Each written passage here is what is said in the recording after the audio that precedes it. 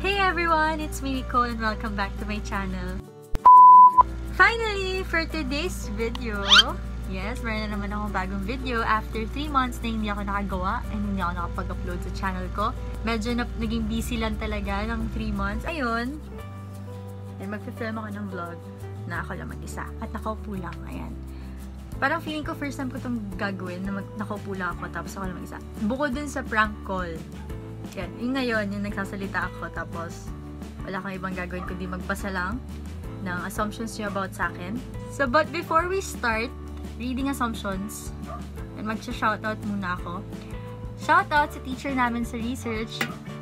Hi, sir! Kay Sir Rodir, yan. Kasi sabi niya sa akin, i-shoutout ko raw siya sa next na vlog ko. So, hi, sir! Yan, baka mapanood dito ang video na to. Finally, sir, may vlog na ako ulit. Ayan. And next is shoutout ko rin yung mga nagko-comment sa mga in-upload ko sa past vlogs ko. Kay Casey Taylor, hi! Yan. Pati sa friends niya, hello din. Tapos kay Chavit Lopez and kay Yuan Biong or Biong. Yan, hindi ko ma-pronounce na mayos pero hi! So, let's start reading assumptions. Tingnan ko muna. Kasi wala na siya sa IG story ko. Nag-post ako kagabi sa IG story ko kung anong assumptions niyo about sa akin. And, yun, umabot siya ng 24 hours so nawala na. Buti ni screenshot ko na lang. First assumption. Rich kid. Rich kid. Hindi po. Hindi ako rich kid. Yung family namin hindi rin kami mayaman. Yan, hindi ako pinanganak na mayaman. Yung parents ko hindi rin pinanganak na mayaman. Siguro masabi ko lang siguro ang masasabi ko lang comfortable yung buhay namin ngayon. Comfortable yung buhay ko. I can buy whatever I want as long as kaya ng budget. Yan. Pag may budget, like ako, halimbawa pagkain, hindi ko tinitipid sarili ko pagdating sa pagkain. Lalo na pagdating sa mangga. Anything, basta mangga. Yan, hindi ko tinitipid yung sarili ko. Yan. Pero hindi talaga kami mayaman. And to be honest, hindi lahat ng gusto ko nabibili ko. Hindi lahat ng gusto ko nabibili ng parents ko. Pinaghihirapan ng parents ko yung mga meron ako. Kagaya na tong phone ko. Matagal ko tong hiniling sa parents ko. And binigay to as a graduation gift. So, pero matagal ko rin tong inantay. And hindi siya madali. Hindi ko siya madali ang nakuha na paghiling ko, nandiyan na agad. Hindi. Ay, nag-aantay pa ako. Parang mabait ka. Parang mabait ako. Mabait naman talaga ako. Mabait ako sa mabait sa akin. And to be honest, sa sobrang bait ko, siguro, to the point na kahit hindi ka mabait sa akin, mabait din ako. Parang ganon. Sasabihin natin mabait ako, kung mabait ka sa akin, ganon ako. Pero, kahit hindi ka maging mabait sa akin, mabait pa rin ako sa'yo. Ganon ako. Ganon yung kabaitan ko, ganong level. Sobrang mabait at napaka-cool na bata. Hi, ate. Mwah. Hi! Hi kay... Oh, no mention ng name. Pero hello. Sobrang mabait at napaka-cool. Ayun, sabi ko nga yung mabait. Ayan. Thank you. Wala akong masabi. Cool na bata. In what way? Pero, anyways, ayun. Hindi ko alam kung cool ako. Baka pa cool. May mga nagsasabi kasi. Sorry. Sige. Di na. Next assumption. Same lang din sa nag-assumption kanina. Sobrang kalog. Sobrang kalog? Yes. Oo, totoo yun. Like, siguro pag close tayo, alam mo talagang baliw-baliw ako. Kalog-kalog talaga ako. Ganun. Next assumption. Ang ganda mo po. Hehe. Kilala ko to eh. Kilala ko yung nag-reply nito, nag-respond. Hi! Ayun, thank you. Assumption niya sa akin yan. Salamat. Wala akong masabi. Masayahin. True.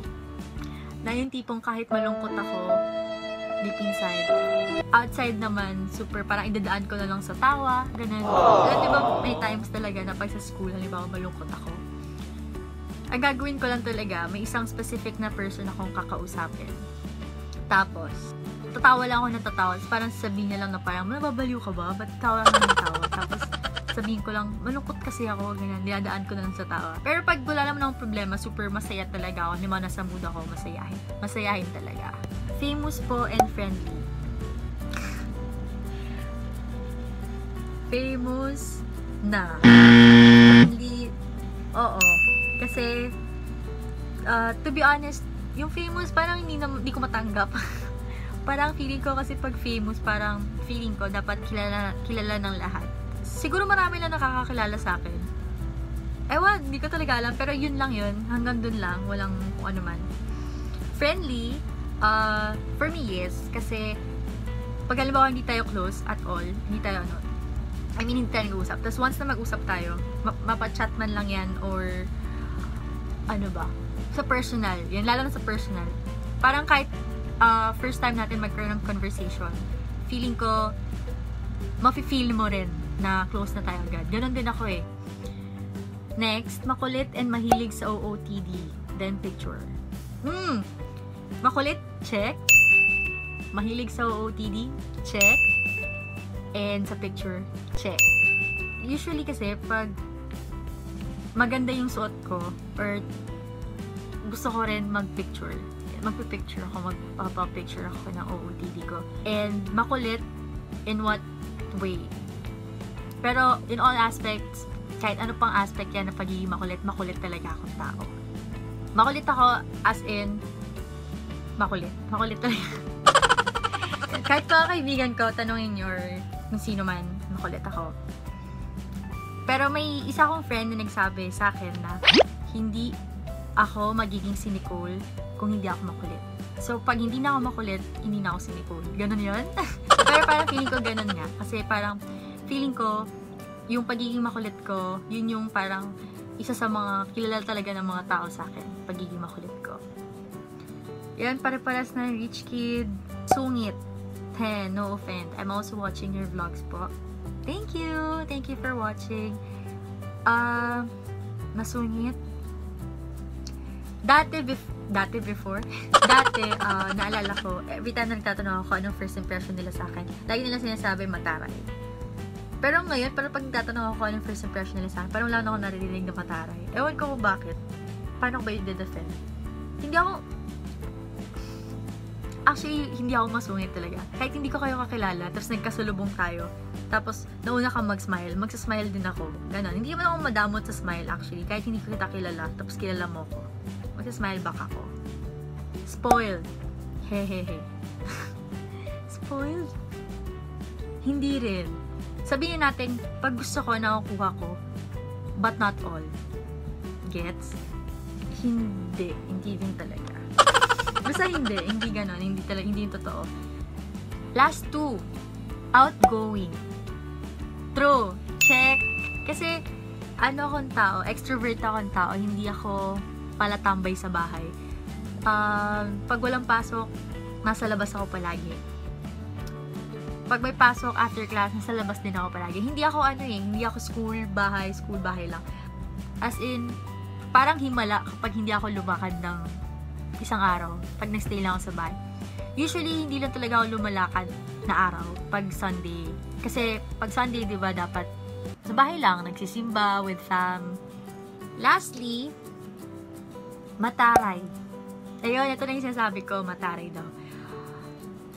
Na-explain ko na siya. Actually, meron siyang dalawang assumption sa akin. Same person lang. Mataray at masungit, magkaiba. Mataray and masungit. So, yung masungit na defend ko na kanina, yung mataray, ganun din yung explanation ko. Hindi naman ako mataray. And siguro kung magiging friends tayo, malalaman mo hindi ako mataray at all. As in, hindi. Siguro, feeling ko wala sa vocabulary ko yung pagiging mataray. Kasi, super nice ko.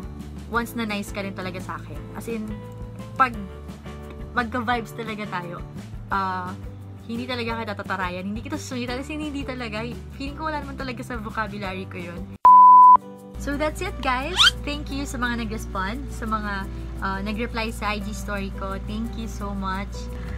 Na-miss ko mag-film actually. Kasi ito na nga, finally, ang tagal ko talaga inantay ito. Sabi ko, kailan talaga ako makapag-film? Kailan kaya? Kailan?